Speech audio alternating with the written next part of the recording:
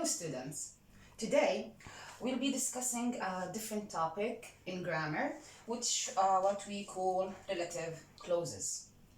The relative clauses, what we use for them, and usually you know them, هم من WH, our relative pronouns, who, that, which, whose, and where. Relative clauses, we have two types for them, the defining one and the non-defining one, okay? The defining one, it gives a definition. It defines or illustrates or give more information, essential information about people, things, places, times, and possessions. High information يلي it's in defining, we cannot omit from the sentence, okay? The non-defining ones, what we call extra information, it illustrates more, but I can take it out of the sentence. For people, I use who or that. For things, I use which and that. Places, where, times, when, possession, whose. And of course, the non-defining, you can find, also we can use them except for that. Okay, the defining, it gives essential information that I cannot take from the sentence because it focuses on the subject or the object of the sentence. When I add the relative clause or phrase, I don't put them between commas. On the other hand, the non-defining, it is between commas. It means extra information. We use that, know that, okay? Let's see here. The defining one. The woman who lives next door is a doctor. Now please focus here. Who lives next door, this is a relative clause, okay? But here I'm giving a description for that woman. يعني أنا بالجملة ممكن هلا تيجي تسألوني, the woman is a doctor. It's a perfect sentence that can stand by itself. However, why I cannot take this one? Because it defines the subject of the sentence, okay? And here I can use that. The woman that lives next door is a doctor. The woman who I wanted to see is away.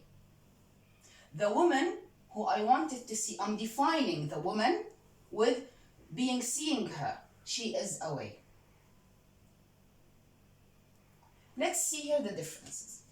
Susan, who works in that company, is such a well-qualified person. Here, in this sentence, I am not defining Susan. I'm giving extra information about Susan, okay? So I can take this phrase away. And look, we have two commas. It means non-defining. Our college, which gives education in English, accepts students with scholarships. Now, our college here, the phrase high, relative clause, here, it's not defining our college, but gives extra information about it. That's why it's between commas. That's why we call it non-defining. Okay.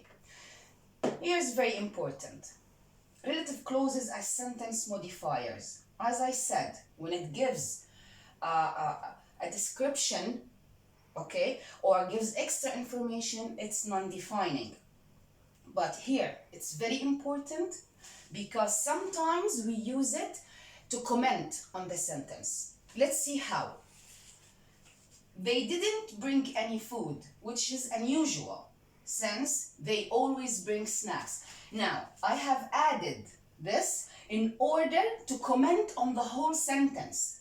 It is very unusual for them not to because they always bring. So the function of this relative clause here is to comment on the whole sentence. Again, she called me at midnight, which was rude because she knows I work early mornings.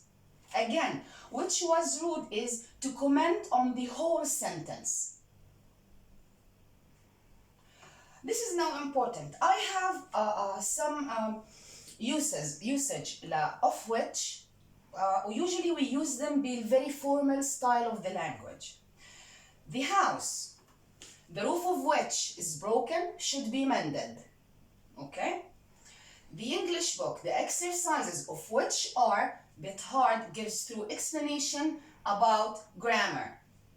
هلا هون we can use of which, both of whom, most of which. These used هذه الكلمات نستعملها بالvery formal language. Okay?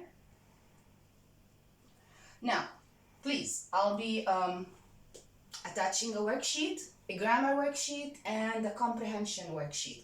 Please solve them both and send them to me. Thank you.